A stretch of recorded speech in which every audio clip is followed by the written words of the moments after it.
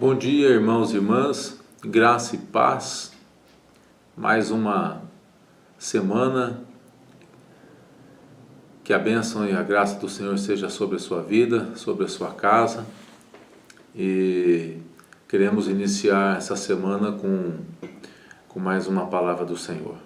Então estamos iniciando, boa semana central, e após esse louvor, esse momento de louvor que prepara o nosso coração, então vamos ouvir o que a palavra do Senhor tem para mim e para você hoje.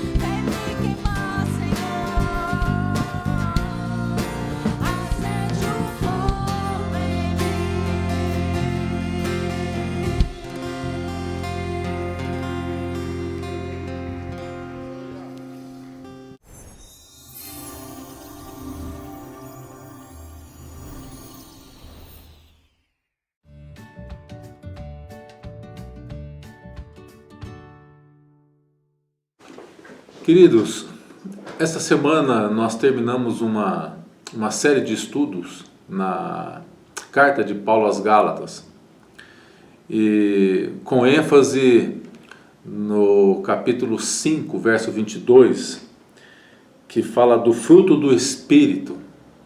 Diz que o fruto do Espírito é o amor, alegria, paz, longanimidade, benignidade, bondade, fidelidade, mansidão, domínio próprio.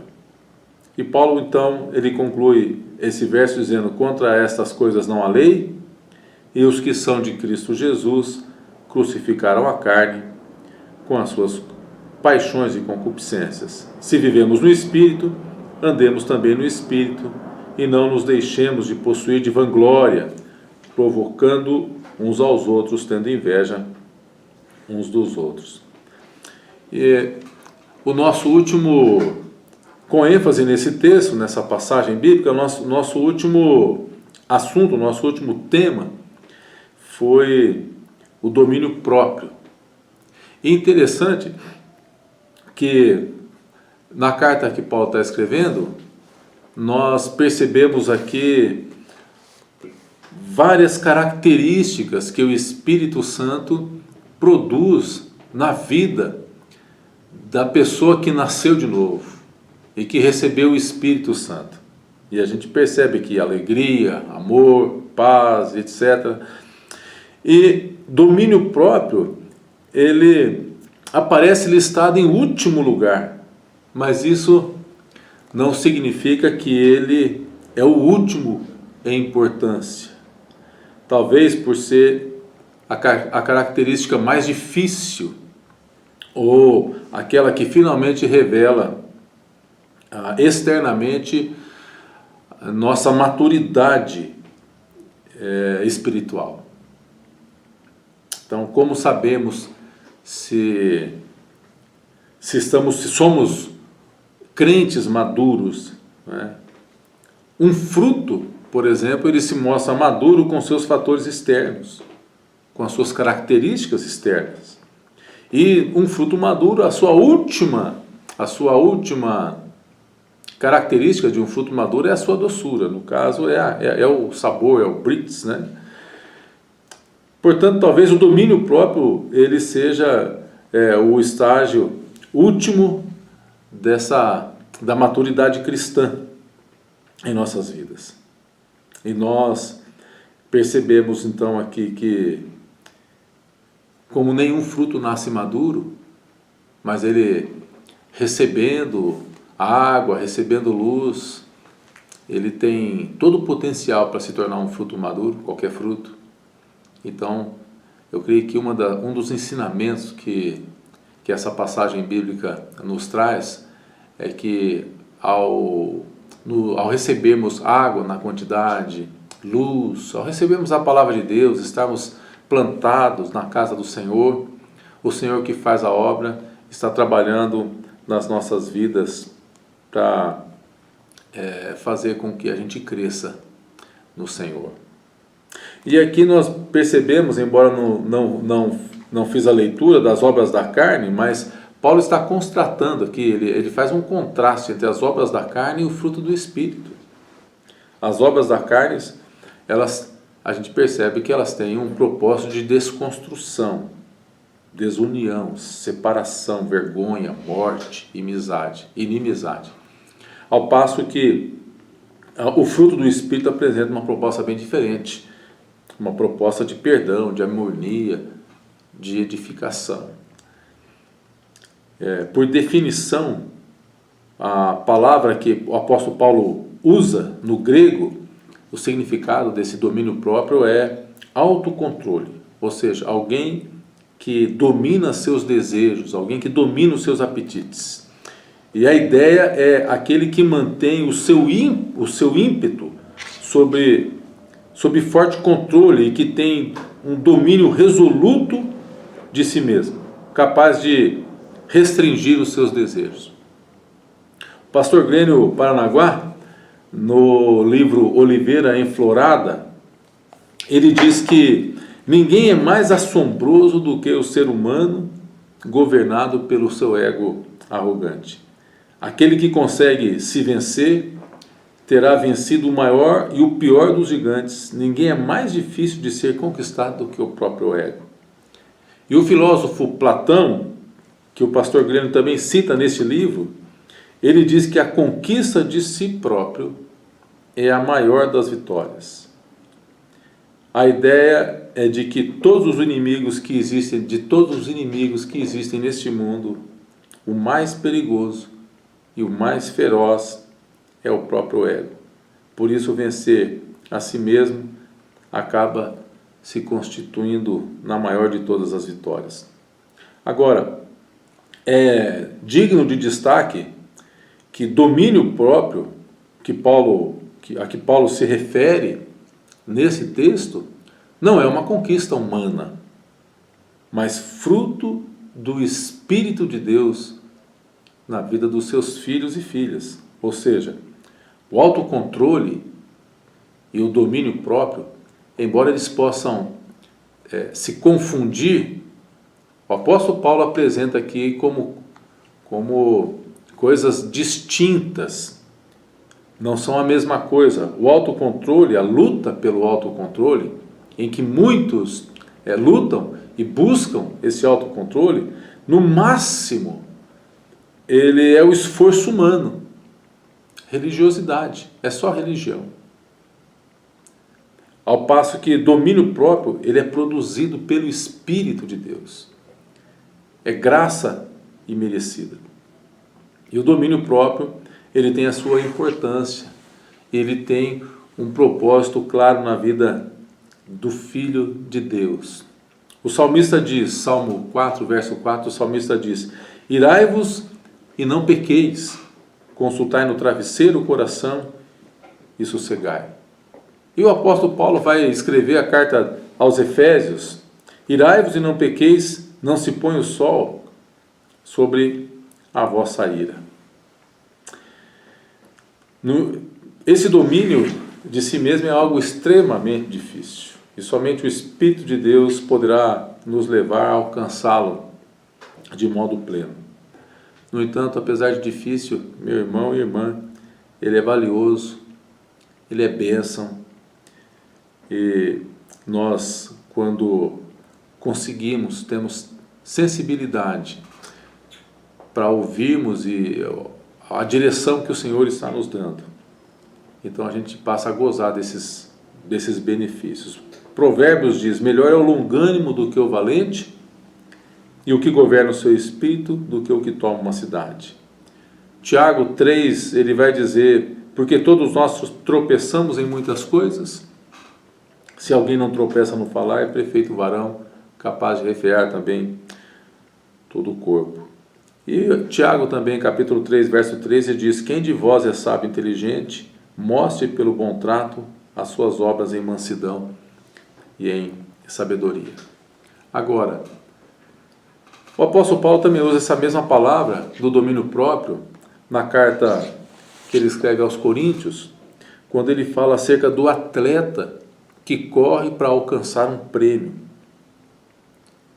Em outras palavras, Paulo está dizendo que o atleta que precisa ter disciplina, é uma disciplina que mexe com rotina, com horários, para ele poder atingir o melhor dele, para receber uma coroa corruptível. No nosso caso, como do atleta, nós é que precisamos decidir a corrida, essa carreira que o Senhor nos propõe. Isso exige da gente disciplina. E quando falando de disciplina, nós entendemos as disciplinas espirituais: oração, meditação, confissão, a palavra do Senhor. E aí nós conseguimos alcançar o favor do Senhor. É obra de Deus. É Ele que começou essa boa obra na minha vida, na tua vida. Certamente Ele que vai completar. E eu gostaria de finalizar essa breve meditação fazendo uma distinção, porque o ser humano, ele é, ao mesmo tempo, ele possui raciocínio e ele possui também instinto. E muitas vezes nós reagimos por instinto, outras vezes agimos por razão. Então, alguém já disse que quando o ser humano usa o raciocínio, ele poderá dominar sobre tudo. No entanto, quando ele age por instinto, por suas emoções, ele por tudo será dominado. Que você e eu possamos fazer uma entrega. Sabemos que não é fácil, mas que nós possamos fazer uma entrega para que o Senhor continue operando em nossas vidas. Entregar o nosso coração, entregar o nosso sentimento, entregar as nossas emoções, para que o Senhor possa nos conduzir em graça. Lembrando que o apóstolo Tiago quem diz que aquele que é capaz de dominar, né, como nós lemos aqui, a sua língua, né, ele é capaz de refrear todo o seu corpo. Então que você tenha uma semana muito abençoada, você tenha um dia muito inspirado e que a graça do Senhor seja derramada sobre a tua vida e que nós possamos continuar em crescimento nesse processo de amadurecimento. Em nome de Jesus. Amém.